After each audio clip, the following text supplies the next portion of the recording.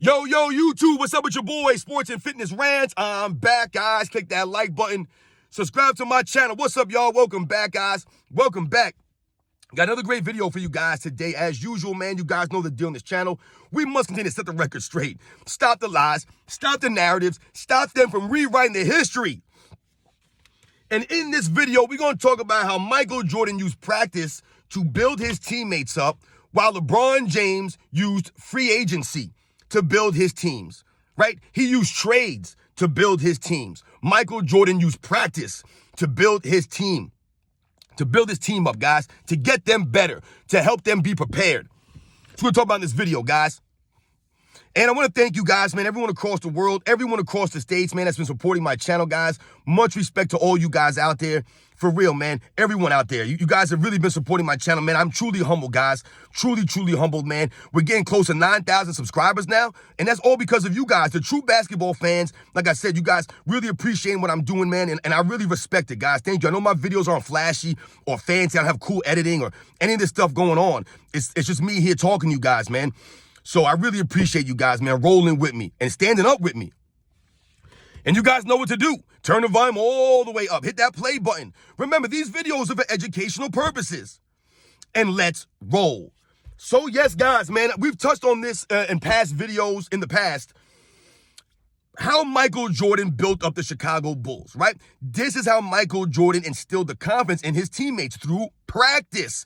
It was the practices, the intense battles in practice that made the Bulls better, right? That prepared them. So when we think about Michael Jordan, and I say Michael Jordan built up the Chicago Bulls through practice, LeBron James has built up his teams through free agency. This has been the MO of LeBron James since he's been in the NBA. Remember, LeBron James never has any help. So when he never has help, he always needs another free agent. He needs a trade. Something has to happen for LeBron James teams for them to somehow be competitive, for them to be successful at the highest of levels. Because this always, once again, exposes the notion of LeBron James does not make his teammates any better. He does not maximize them, extract the most out of these guys, tap into their potentials. He never does this. This is why he needs established veterans on his team, the free agents. So when we think about Michael Jordan, guys, and we talk about practice, and I've told you guys many times on this channel, the role players on a basketball team, they need confidence. This is why oftentimes role players play better at home than on the road. They play better at home because of the confidence they have on their home court. Remember, they're practicing on this court during the year. This is their home court. They feel more comfortable there. The confidence is there at home. This is oftentimes why the role players play better at home, right? These are the facts, guys. Historically, those are the facts. It comes down to confidence. The role players need that confidence. They need to understand that someone like a Michael Jordan, the leader of the team, has their back, right? And what? Trust them. He trusts them. He trusts Steve Kerr in that moment, right? The Bulls trusted John Paxson. Remember the 1991 NBA Finals? Phil Jackson said, hey, man, who's open? He told Michael Jordan, who's open? And Michael Jordan said, Paxson is. And he said, well, give him the ball. And Michael Jordan obliged, right? Because Michael Jordan was coachable. And he understood it wasn't about him getting all the limelight. It was about winning. So he checked his ego and was like, you're right, and started passing the ball to John Paxson. He had the confidence in John Paxson. He trusted John Paxson. In all those years of practicing with Michael Jordan, right, John Paxson had the confidence. He understood Michael Jordan trusted him. So he was able to step into those jump shots and knock them down with that confidence, guys. Step into those shots, right? This is what Michael Jordan did for his teammates in practice, guys. I've told you the stories of Scottie Pippen challenging Michael Jordan, right? The Craig Hodges story where 1990, Scottie Pippen's feeling himself, right? He challenges Michael Jordan in practice to a one-on-one, Craig Hodges said. And Craig Hodges said that Michael Jordan proceeded to destroy Scottie Pippen on the one-on-one, destroy him, scoring him at will. He said Scottie Pippen couldn't stop him. It got so much to the point where Scottie Pippen had to tell Michael Jordan to ease up, to take it easy, because he was going at Scottie Pippen so hard.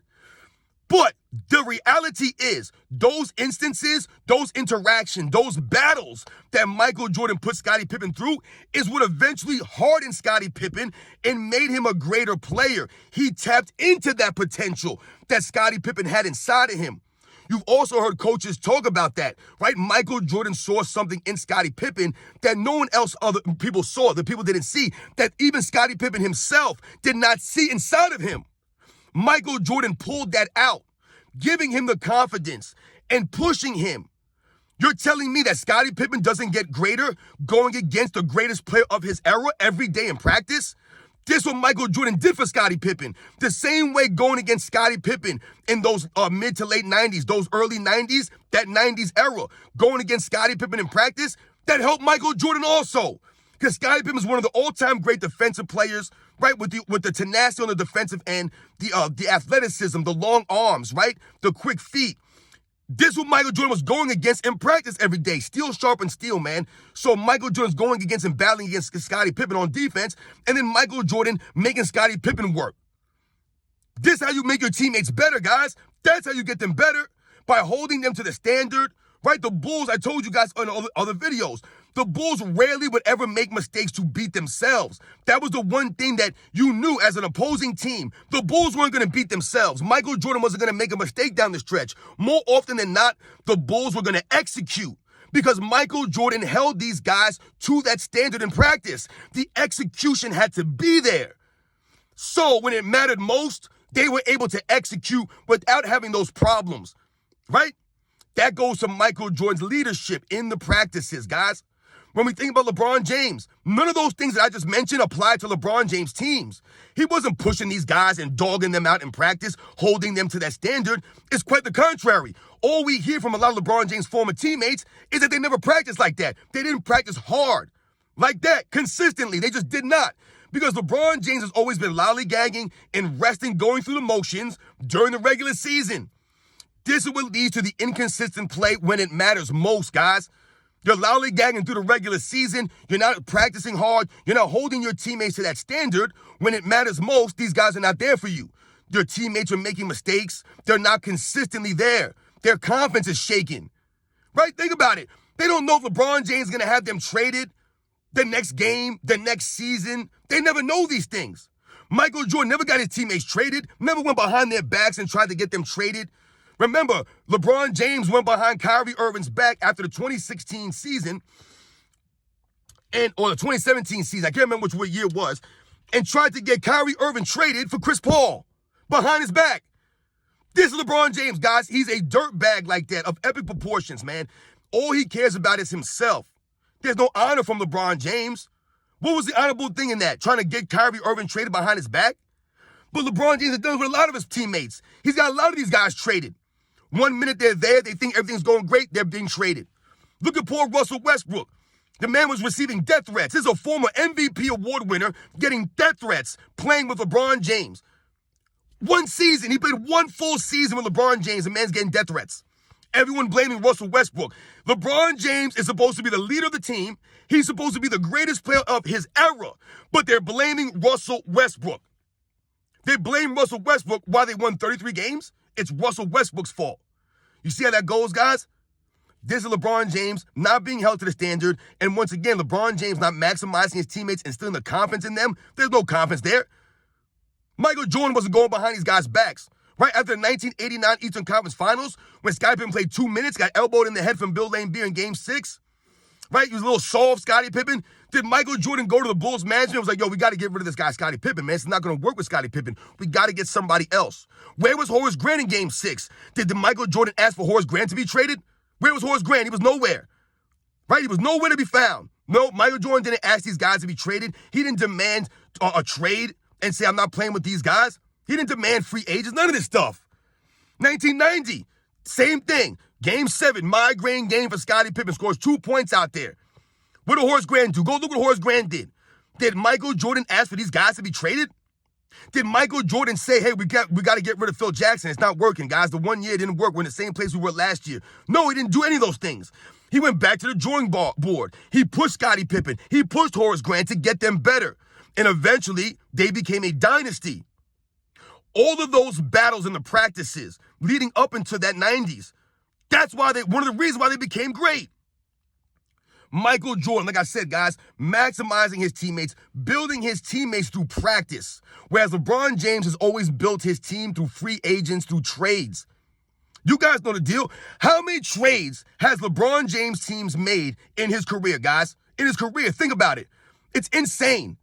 Insane the amount of trades. 80 trades, 100 trades. I don't know how many trades it's been, guys. How many trades have they made since he's been in LA? How many trades did they make? How many free agents did they sign? The Cleveland Cavaliers in the 2017-18 season, guys. Go look at the roster of all the players that were on and off that roster, guys, during the 2017-18 season, guys. Go look at all the names. You'll see Jose Calderon, Dwayne Wade, Derrick Rose, Rodney Hood, Jeff Green. I mean, all kinds of names, all kinds of players. Darren Williams, Richard Jefferson, all kinds of players, guys, fluctuating on and off that roster in 1 year. It's insane. This is the MO. Look at the Miami Heat when LeBron James got there. He's trying now to act as if they didn't have any help or the team wasn't constructed, right? But you had guys like Mike Miller there. These are free agents, right? Shane Battier. These are free agents. Rashard Lewis, Birdman Anderson. These are all free agents. Ray Allen, that wasn't a free agent signing. This is how LeBron James builds his teams, guys. Builds his teams, either free agents or trades. Think about it, his second stint in Cleveland. He goes back to Cleveland. They trade the first overall draft pick for Kevin Love. They traded for Kevin Love. That's LeBron James building his team through trades. He didn't say, I'm going back to Cleveland to win one for the city. I got Kyrie Irving there. We got a #1 draft pick coming in. I'm going to work with this guy, Andrew Wiggins, man, and we're going to do it. I'm going to build this guy up. I'm going to build him in practice. Michael Jordan, if you give Michael Jordan Andrew Wiggins, he'll turn Andrew Wiggins into probably like a multiple-time all-star player, Andrew Wiggins. This is what Michael Jordan would do with someone like that. Andrew Wiggins might make 2-3 all-star teams playing with Michael Jordan, but LeBron James gets him traded. And then the guy he gets for that trade that Kevin loves, this guy's got to go see psychiatrists. Everyone says that Kevin Love is garbage. You see what happens?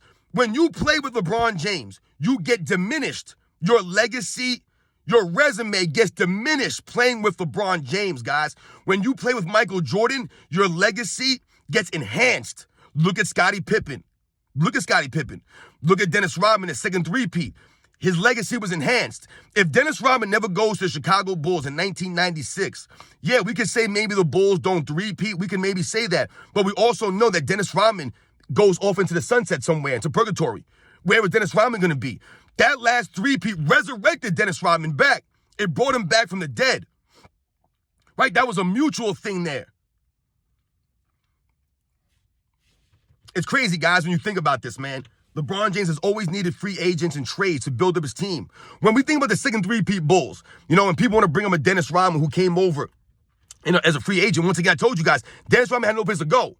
The Bulls were literally saved him. Michael Jordan saved him. The Bulls saved him because remember, it was ultimately up to Michael Jordan. He could have said, no, we don't want Dennis Rodman here. We're not dealing with that. They asked Michael Jordan. Remember, Scottie Pippen didn't want Dennis Rodman there. Michael Jordan, being the real leader of the Bulls, not Scottie Pippen, said, I can handle him. We can use Dennis Rodman, man, because he knew Dennis Rodman was a true professional out there on the court. He was going to give it his all. He respected that about Dennis Rodman, and the rest is history. But the other guys that were there, they were there before.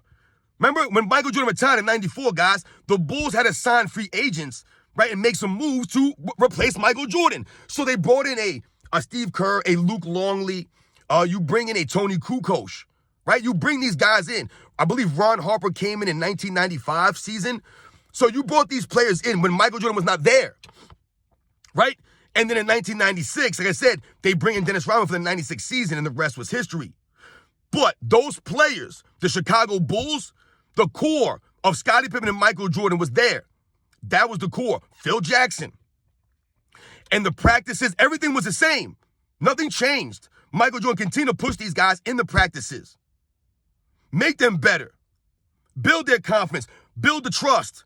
Guys like Luke Longley and Bill Wennington, the Steve Kerrs, right? The Randy Browns, the Scott Burrells, the Tony Kukocs, building up their confidence, learning with Michael Jordan, right? Understanding what he's going to do, hold these guys to the standard. And that's what he always did. That's how Michael Jordan maximized his teammates, through practice, right? Raising their level of IQ, the understanding of the triangle, what they're trying to accomplish, keeping their eye on the prize. It was all about winning. Winning. That's all that mattered.